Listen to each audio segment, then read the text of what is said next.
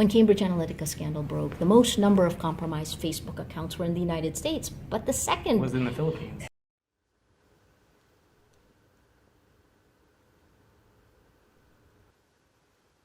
My name is Christopher Wiley. I'm a data scientist, and I helped set up Cambridge Analytica. I worked at the company for over 3 years. So it's internal communications and negotiations for data-driven communications projects all around the world. It's proposals, contracts, and case studies of what has been done to intervene in democracy. It's incorrect to call Cambridge Analytica a purely sort of data science company or an algorithm, company. It is a full-service propaganda machine. What role did the Philippines play for you, for your company? Yeah, so the company that I worked for even before Cambridge Analytica came into existence was a company called SCL Group. Cambridge Analytica was one of the companies under the SCL Group, Strategic Communication Laboratories. This is a company that has been around for over 25 years, and they started by using data-driven strategies in order to understand people's psyche, how they make decisions, and how they can be persuaded to take certain actions or to prevent people from taking certain actions. Contractor. Originally, they started in defense, yes, and once they found out how successful that was actually in the Nelson Mandela election in 93, 94 in South Africa. They were preventing election violence for a defense contract. They realized that that was very useful in elections, and those strategies developed over 2.5 decades in order to no longer just do good things and good impact work, but unfortunately to undermine our democracies. Or in some cases, undermine elections. Promote certain politicians over others. And the way SCL and then later Cambridge Analytica would make money is they would go into countries with relatively underdeveloped regulatory infrastructure or questionable rule of law where it was easy to get away with things, and create propaganda and support politicians who would be willing later to pay back favors. If you can control all of the streams of information around your opponent, you can influence how they perceive that battle space, and you can then influence how they're going to behave and react. Alexander Nix, where do I begin? He is not the easiest person to work for. He's ambitious. He cares more, I think, about winning than what we actually did at the company. In the Trump victory, we were involved in the Trump campaign, as I've made clear for very many months now. We managed everything from research to data to analytics to all the digital marketing to also the television marketing that was undertaken. So we had a role that was core to some of the functions that were being delivered to the campaign.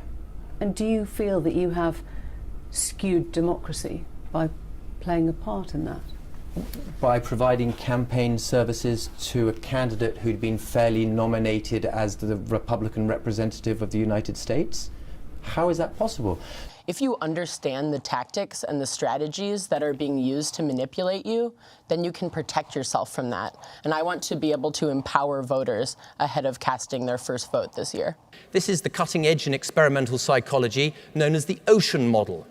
By having hundreds and hundreds of thousands of Americans undertake this survey, we were able to form a model to predict the personality of every single adult in the United States of America. There's certain countries that stand out with a much higher rate of internet penetration and social media use, right?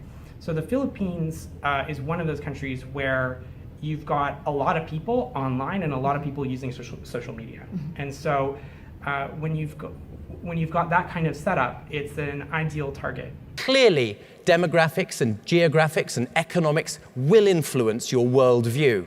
But equally important, or probably more important, are psychographics. That is an understanding of your personality, because it's personality that drives behavior, and behavior that obviously influences how you vote. In countries in the global south where you don't necessarily have a fair and balanced media setup, where corruption is rife, it creates an ideal petri dish type situation where you can experiment on tactics and techniques that you wouldn't be able to as easily in the West. And if it doesn't work, doesn't matter, you won't get caught. If it does work, then you can then figure out how to port that into other countries. We need to regulate big tech and have an ability to enforce our voting laws online, because right now we can't. And unfortunately, companies like Facebook are not doing enough to protect us. Recently, Filipino politics kind of looks a lot like, the United States, right? You've got a president who was Trump before Trump was Trump. Right. And you have relationships with people, close to him, with SCL and Cambridge Analytica.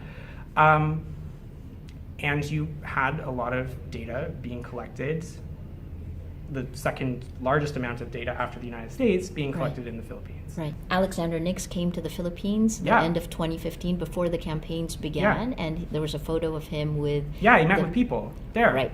The staff of Duterte, actually, right? Yeah. One of What do you think he's doing there? But I do know that at that time, the company did do work in the Philippines. And I do know that it was for what they would describe as an alt-right candidate who used to be a mayor in a city. So we had a request straight from Bongbong Marcos to do family rebranding. This was brought in through internal staff at Cambridge Analytica and was debated. There were some people that didn't want to touch it, and there were others, like our CEO, Alexander Nix, that saw it as a massive financial opportunity and asked us to write the proposal anyway. So as you call it, historical revisionism, that's exactly what it is, but it's done in a data-driven and scientific way. So you undertake just enough research to figure out what people believe about a certain family, individual, politician, and then you figure out what could convince them to feel otherwise. And you run tests until you actually start to see people's opinions and attitudes changing. And that's done for traditional politics, not just rebranding, of course, but in a particular instance where the history of a family and an individual is important for the public to know, then this type of work is extremely dangerous.